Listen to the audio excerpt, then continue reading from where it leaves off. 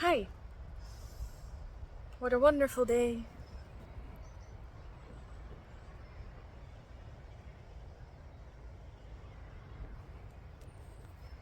It's springtime, everything is starting to blossom. I have so much interesting things to say, to share. When you look at society, you see a lot of things happening. The society is actually sick. Did you know that our ancestors used to live until 100? Just talk to people and notice that, oh, my grandparents lived until 100, or 102, or 97. The age, the survival age, went drastically down. How come? No one is talking about this. Somehow the Matrix has taught you that people were only existing, living until their 30s. No, they lived much longer, until 100s. And actually, in the modern day and age, the birth rate is declining and life expectancy is declining. Why? It's very simple. Why? The more humanity loses touch with nature and with what they are made from, the sicker they get. So in this new modern age with the cities and all the environmental issues, we have a lot of plastics and toxins in the environment. And yet we ask ourselves, oh, why are so many people sick? And then you start to have this whole movement that starts biohacking. And for health, you have to add all these supplements, these things until you go to the gym extra, but they don't see the bigger picture. And the bigger picture is, hello, you're nature. You're from nature. You are nature. You are an extension from Mother Earth. That's why it's called Mother Earth. Yes, you are nature. Look, you came from this. You are dirt. Your body is made up of natural things. That's why we consume only natural products. So I see these health and wellness people on the internet go about, okay, this is how you get healthy. And then I see them still using wireless Bluetooth headphones, which fry their brains essentially. Having all these watches being almost transhumanism. I'm using a phone too. I'd rather not have to, but that's the only way I can reach you, all of you. And I feel that's part of my purpose, to reconnect you to nature. And this is talking about the physical for a change. The physical is very important because we have to have the spiritual, mental, emotional, and physical in balance. So we have to balance all those modalities.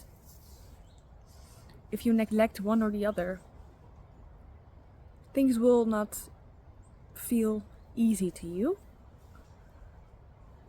Life will feel difficult for you, or meaningless, or empty when you neglect the spiritual, or you will become fully embodied spiritual and you will be broke in the physical. That's also how you see you're unbalanced. So it's an art to be balanced in all four aspects. So when you combine everything you know and you share it, because that's who you are, to the world, to your other aspects of self,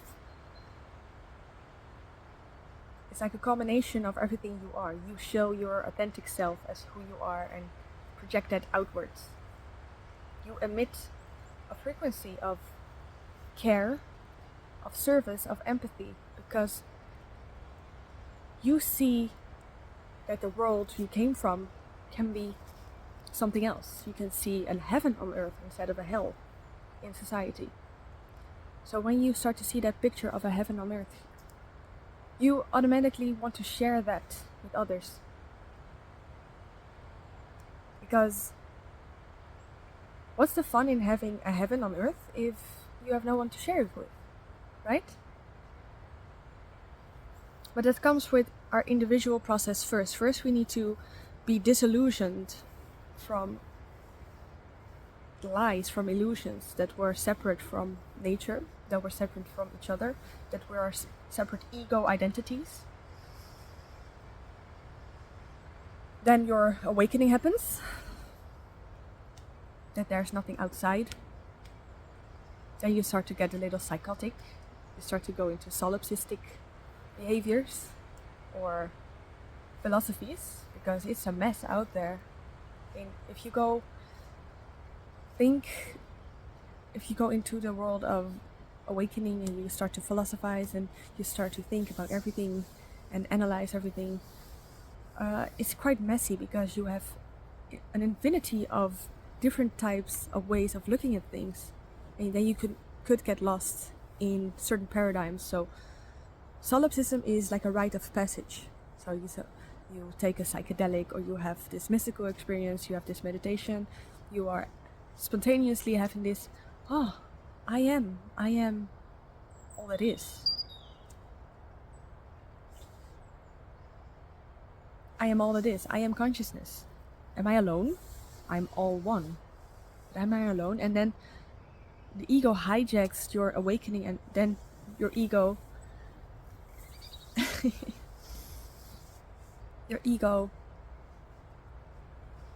makes you think that there are only NPCs around you, NPC, so non-player characters, and you are the only consciousness. But that's false, because you are identified with this character still. So the ego hijacks truth when you get to it. Another level of consciousness, another devil, another level, another devil. So you have to always be sharp, because you keep expanding, you keep growing, and the closer you come to more consciousness, the more challenging the darkness becomes, because the more lighter you become, the bigger the shadow. So what I found is, okay, I've mastered what I allow into. I've mastered what I allow into my physical projection, so everything's fine in my physical projection. Everything is quite harmonic. Sometimes not, but that's life. Now, the next level is more subtle. So then comes the emotional field that you battle with your own inner demons, and it's so close. And then it's your thoughts. Then you go getting to your thoughts, and you realize that there's this false entity superimposed on the real me that's trying to hijack my whole life.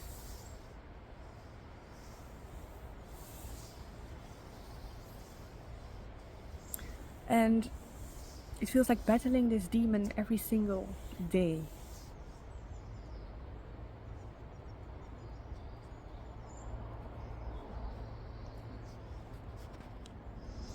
I don't know in how far other aspects of self have been through this, but this is an incredibly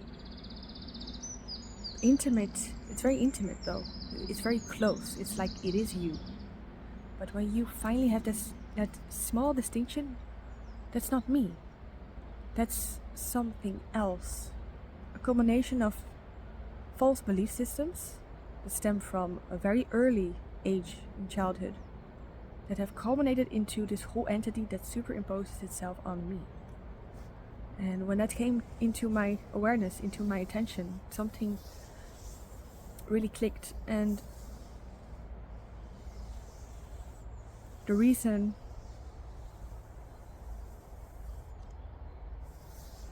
why I feel something is because that entity is whispering into my ears, in my head. And then this emotional field comes into it, and then it pretends to be me. But the real me, the real I am, is always whole, complete, fulfilled, and in joy and in peace.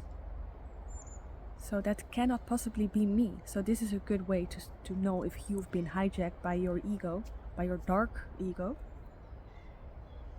You feel cut off, empty, or unfulfilled. This is a signal that you have been hijacked by this superimposed entity that's not you. Some people call this trauma, Some people call this something external from them, but it is you. You gave it permission to be there because you focused on it. It's not alive, it's nothing. When you look behind it, it's nothing. And it's certainly not you. You don't have to heal from trauma. The only thing you have to do is, in the moment, see where you are not being your true self. So this entity that's superimposed onto you, you just have to see it. See, that's you again. You're not me. Leave. Only the divine is allowed here. You are not allowed. You are not even real. Bye. Go. Because I know who I am is natural, peace, harmony, heaven on earth. All the other stuff, all the other negative thoughts are quite literally a demon trying to hijack your life and your life force. It wants you to stay alive because it's not real. It pretends to be you. It's an identity thief. It's a face stealer. And it's so close, you don't see it in images anymore. You don't see it in external people anymore. You don't see anything is against you anymore in the physical manifestation. But then the next level, it becomes so close to you that it is becoming you. It is like it's you. And you have to be very sharp and aware to catch it.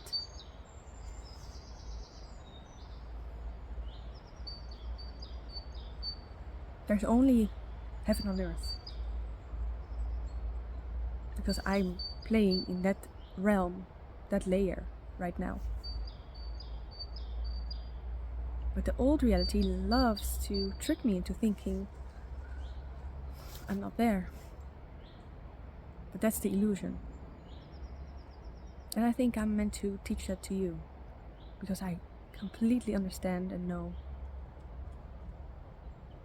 what it feels like. It's very deep. It's deeper than psychology. It's everything, because it takes every single dimension into account holistically. There's also a trap. If you focus on this thing too much, you will keep focusing on it, and reality is like, wow, okay, she likes this, so we'll give her more of this to fix. So this is about a new subject I will explain. You have an internal fixer. The fixer is an egoic identity that loves to create problems in order to fix them. This mechanism is expressed into the fact that humans love their crossword puzzles. They love to create problems, Sudoku. They love to create problems to then solve them, to keep their mind occupied, like a dog needing a bone. You give the dog a bone. The mind loves to solve problems, and when it doesn't have enough problems to solve, it will create problems that don't exist in order to solve them. It likes to be occupied in order to validate its existence. A loophole in this is when you notice this, you can choose, okay, there's no problem anymore because problems are an illusion. There's nothing to fix. And then I'm whole, complete, and fulfilled. What happens? There's not much to do anymore. There's not much to fix anymore. Things will be fixed out of nowhere or solved, or there wouldn't even be issues, or they will resolve themselves. And you feel, okay, I don't control anything and I don't need to because everything is perfect already. And things just happen and situations are dealt with without much or even any of my input. So I'm being lived by the ocean instead of being the doer, the waving. I'm the wave in the ocean.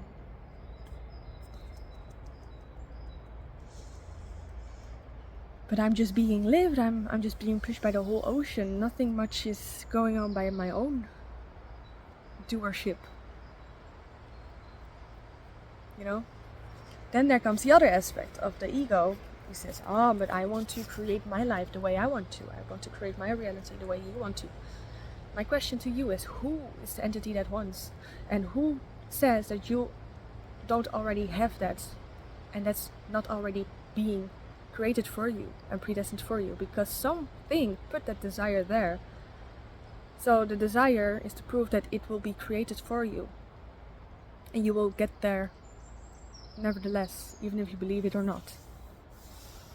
So it's an assumption that if you have a desire, you have to go out there and get it, because actually, who do you think put that desire in your heart? It's not you. The ego hijacks everything. You want. No, who wants? Ego doesn't exist. It's just a premonition, a thing that will happen. So having a desire is being highly psychic, because you know what will be created for you.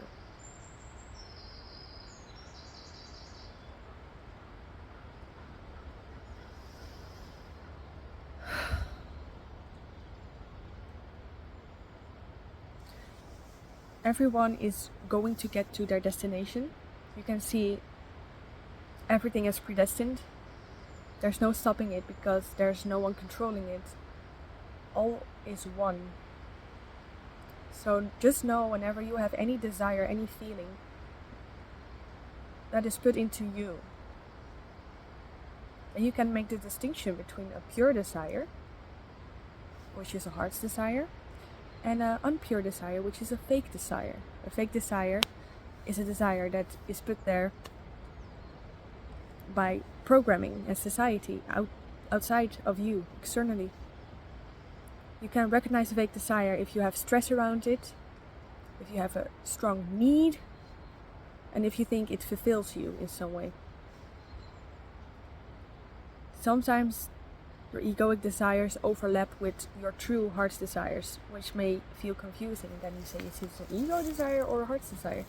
No, it's a heart's desire, but your ego is just interfering and hijacking it, and making you think that desire will make you more fulfilled or happy in some way, but it will never be that way.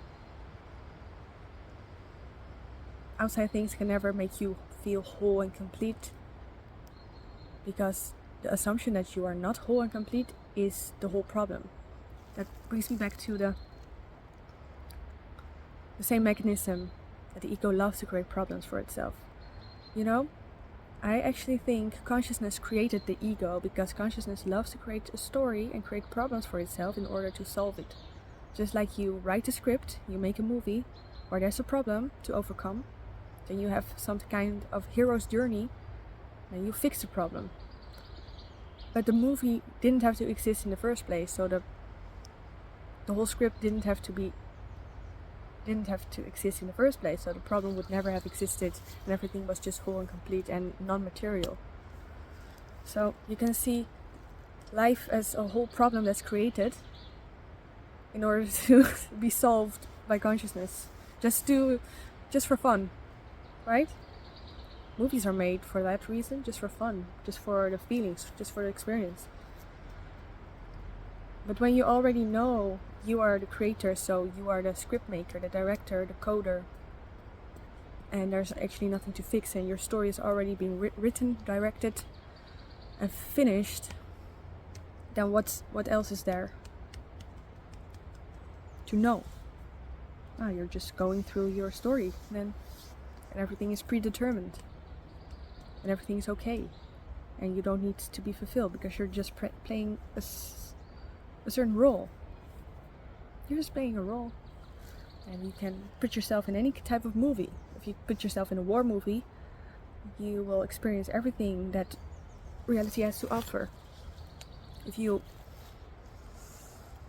insert yourself in a fantasy movie, then you'll become a wizard, and you'll experience everything that world has to offer. If you insert yourself into a movie where you're a monk in a monastery, then you'll experience everything that story has to offer. That's why I keep telling you, this is a game. So you can insert yourself in a forest. Doesn't matter what you do. It matters that you know who you are.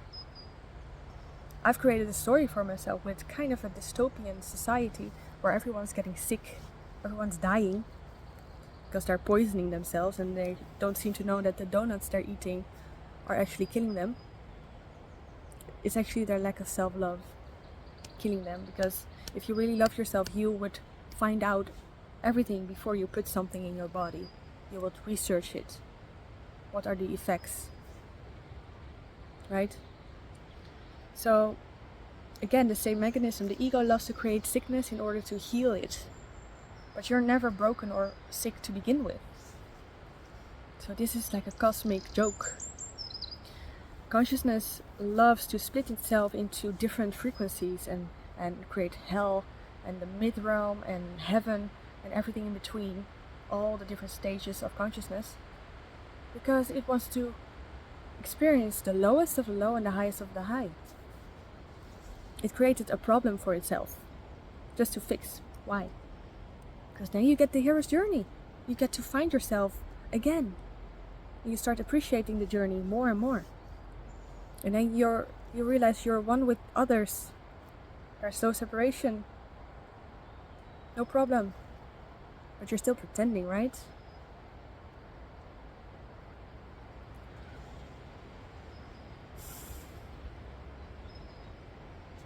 Then you start to be able to manifest whatever you like, but it's actually not manifesting. It's just things would have come to you anyway without you trying. It's just who you are. It's just know who you are, and you are quite literally a magnet for what's going to happen to you, and everything will come naturally without you forcing.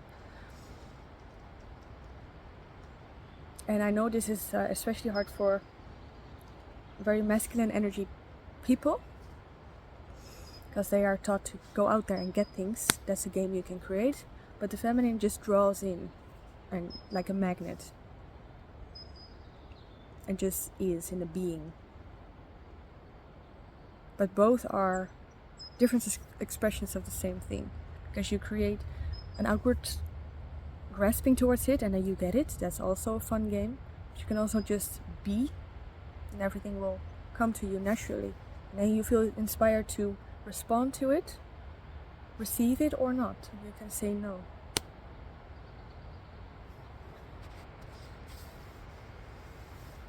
Doesn't it make you extremely peaceful that everyone is on the same journey and you're going downstream from a mountain in the water, and we're all gonna reach the same destination anyway?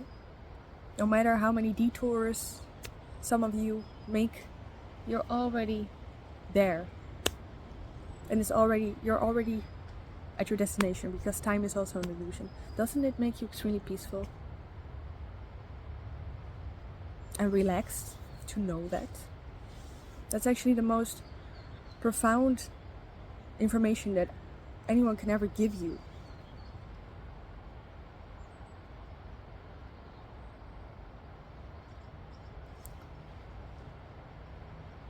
We're all going downstream and we'll all end up in the same destination, which is closer to the truth, closer to love,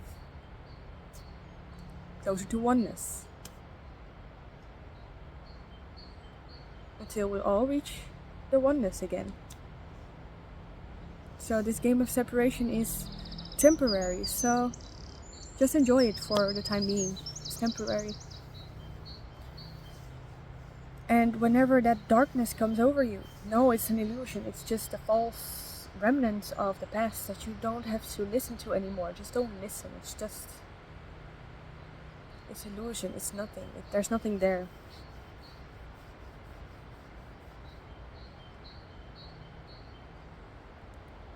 And you'll notice that you cannot change your circumstances over and over again, because it won't go away. It goes away only until you see it for what it is, and it's an illusion. All your fears, worries,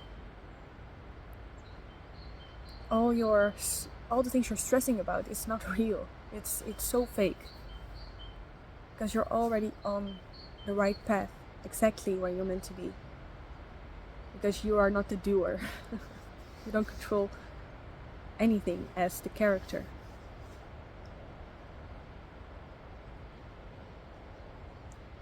Yet something greater is in control, some higher intelligence, which is who you are, which is the I am. So it's not separate, because the ego doesn't exist.